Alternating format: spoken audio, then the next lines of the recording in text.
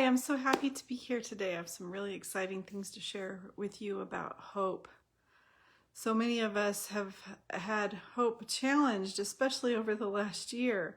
And I want to bring to the light things that rob us of hope and how to get our hope back. So, ready? What is hope? Hope is the expectation, the expectancy of good to come. It's looking forward to the future, looking forward, feeling like you have a reason to be excited about life. So what are some ways that hope is stolen from us? How do we get robbed of our hope? The first one is the what if.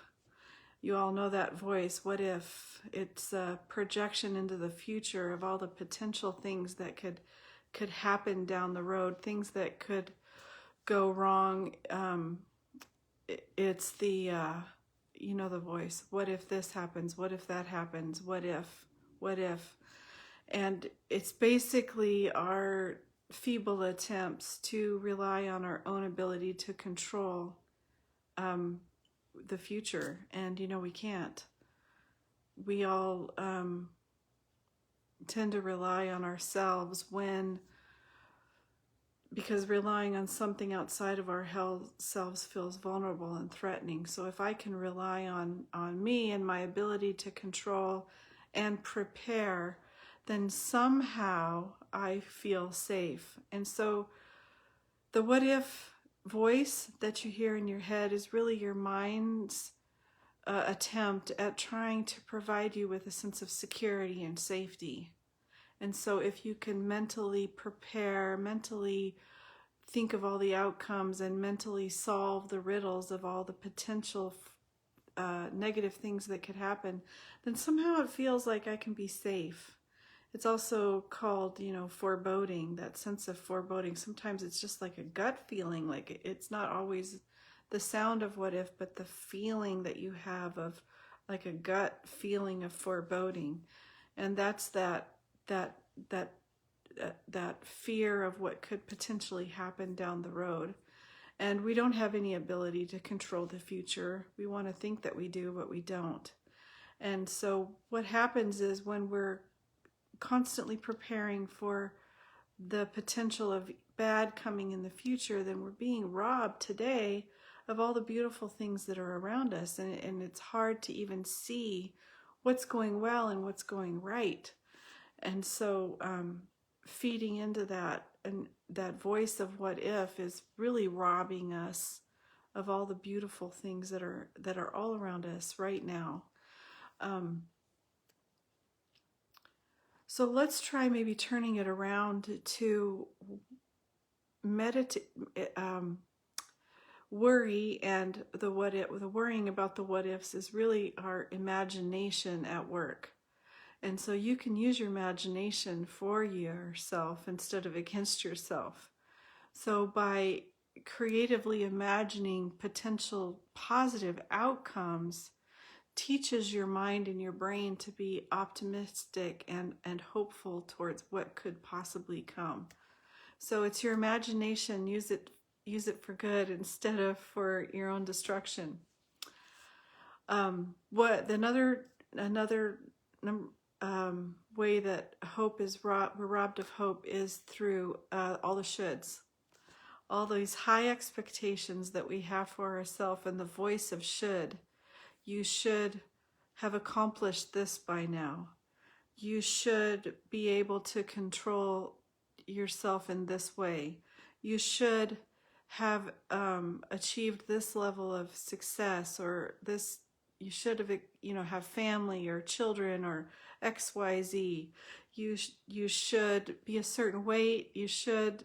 There's a perfectionism in it, and there's these unrealistic expectations that we put on ourselves that rob us really of the hope of who we are and our sense of confidence. Should just reminds us of all the ways that we're failing. And so it's like being used to be there would greyhound races with dogs that were racing, and they would put them on a mechanical rabbit that would be on this loop around the track, and they'd teach the dogs to chase the rabbit, but they never catch the rabbit. And so when you're living this life of shoulds and you're living these impossible expectations, you're like that greyhound chasing that rabbit and never actually catching it. And so you can't enjoy today. We can't enjoy today when we're always thinking about, well, I should. And it's robbing you of your confidence. So how do you get away from the shoulds? You have to know that we're all on a journey, and to remember how far you've come instead of where you think you need to get to, and to lower the level of expectation from yourself to all these impossible standards that you need 5 lifetimes to accomplish. And that I really realized that one day, like, in order to to be everything that I was expecting of myself, I would need to be, I would need 3 times the more hours in the day to accomplish everything that I thought I should become. Number 3 that robs us of hope is destination disease, or I will be happy when, I will be fulfilled when. When is the destination of when I can have hope or peace or joy or feel good about myself. It's never today, not ever today. It's always this destination that's off into the future somewhere. Then I can have. And so what's robbed of you when you think about, I'll be fulfilled when? Well, then you're robbed of all the joys, once again, of today.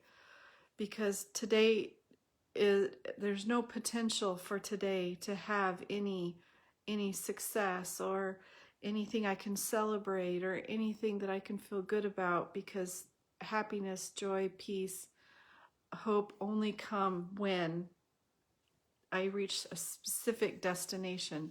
And so it never happens. I don't care what, how many celebrities have reached what we think is this level of success just to find out that they've committed suicide, or they've overdosed on drugs or something. It's like there's no such thing as a destination to provide emotional fulfillment. Destinations don't do that. Emotional fulfillment comes from your state of mind and how you position your brain to believe what you believe about your life and about today. Like, joy and happiness and peace is today, not when. Number 4 that's robbing us of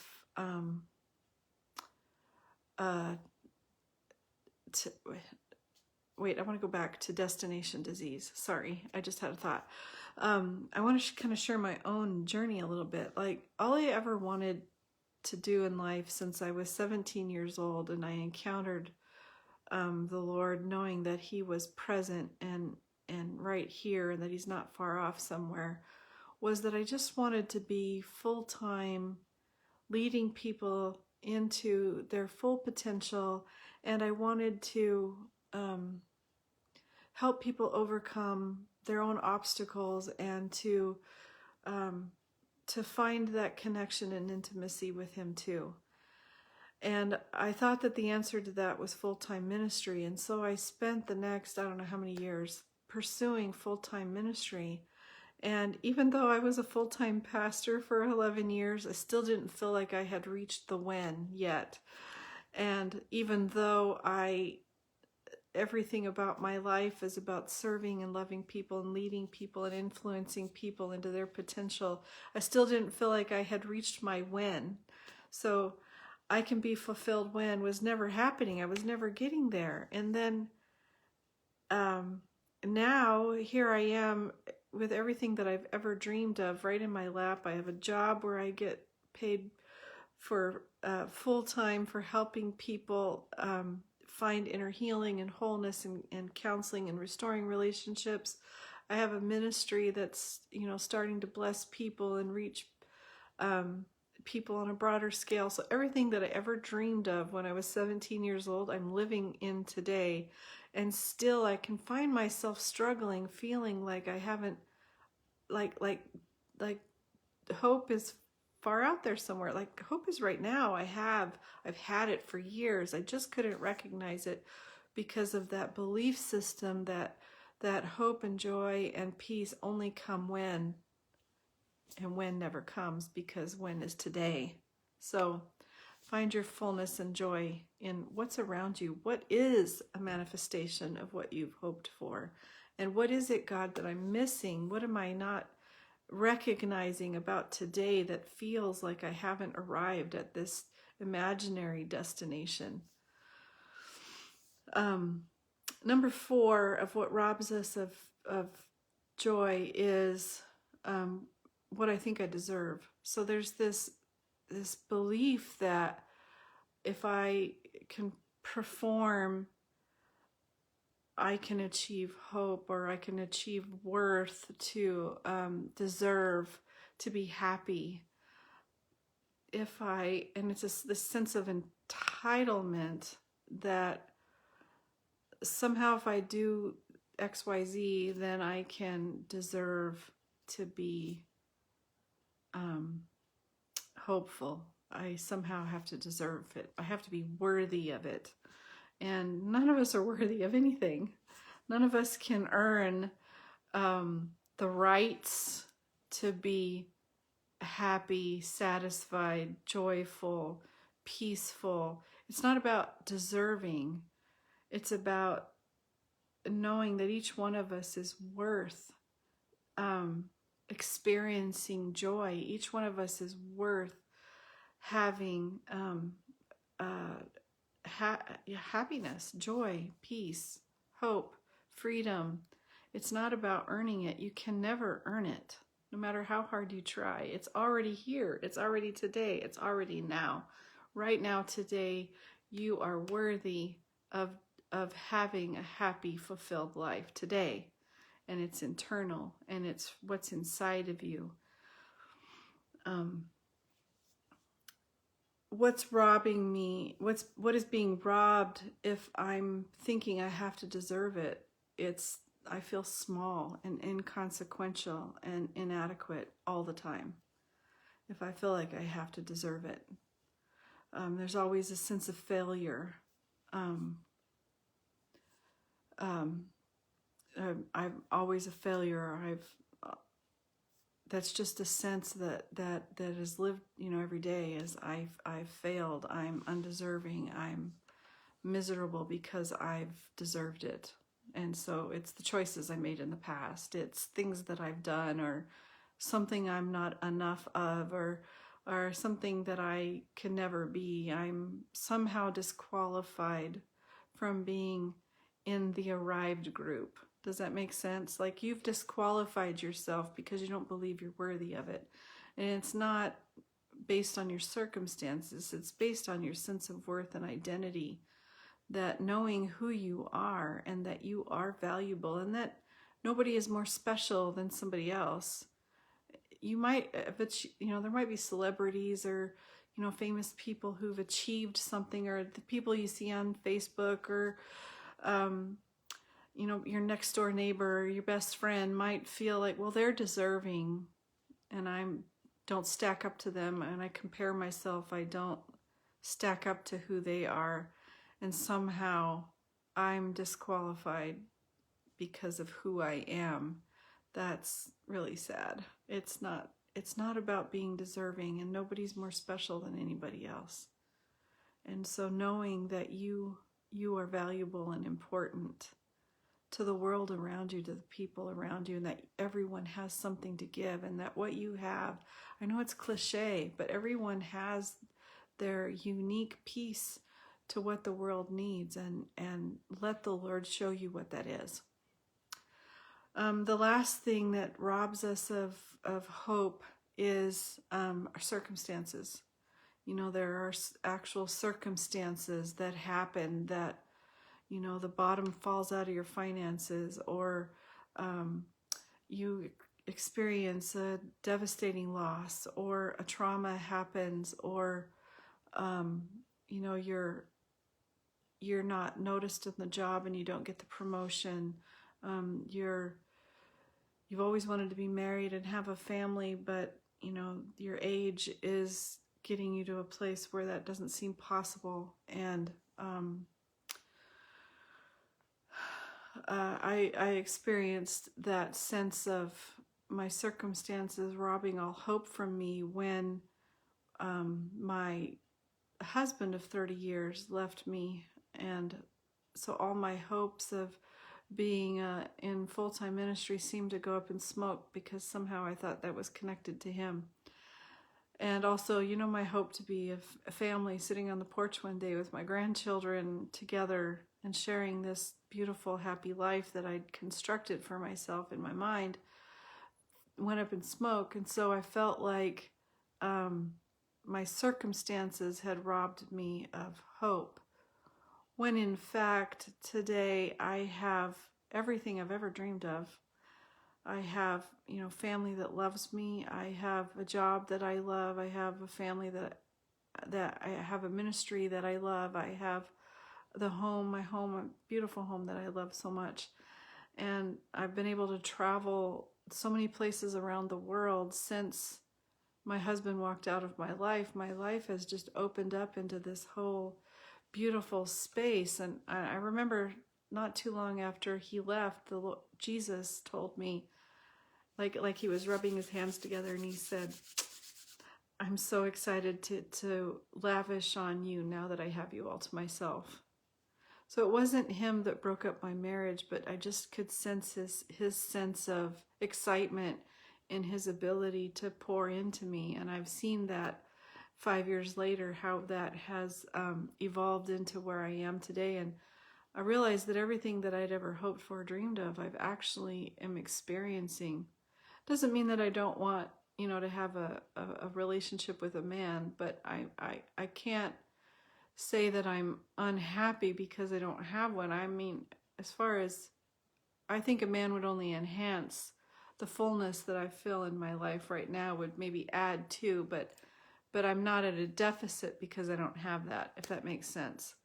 So circumstances might be devastating and they might be difficult for you, but that doesn't mean there's no hope. And it doesn't mean that you can't have a sense of hope today. Even after my daughter Courtney died, the most devastating thing you can think of is when your child dies. But deep, deep, deep, deep down, I always felt a sense of hope and potential and possibility that I knew the Lord had deposited in me, and I had to give him space to do that. And I couldn't partner with hopelessness, thinking that all was lost. And yeah, it was really painful, and there was a difficult journey that I've talked about in these videos before that you can go back and look at. But and I miss her. It's not that I don't miss her and I don't wish that she was still here, but my life hasn't been robbed because of that loss, if that makes sense.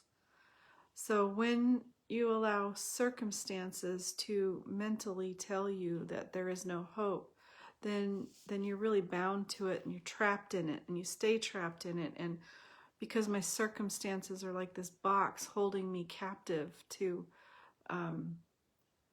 ever finding freedom and ever finding happiness again. So it's only a box if you let it be a box, is what I'm trying to say. So that's my 2 cents on hope and what's robbing us, and how to get it back, because there's always hope. Always, always, always hope. And if you allow the fear of disappointment, or the painful things that have happened in the past, or the potential fear of the future rob you of today, then that's the real loss. The real loss is what you're losing today. So don't let those things rob you of the fullness that God has prepared for you for right now, today. There is always hope. So let me just pray for you. God, I thank you that you are the God of all hope, and I ask right now that you would pour yourself into each person watching this video right now.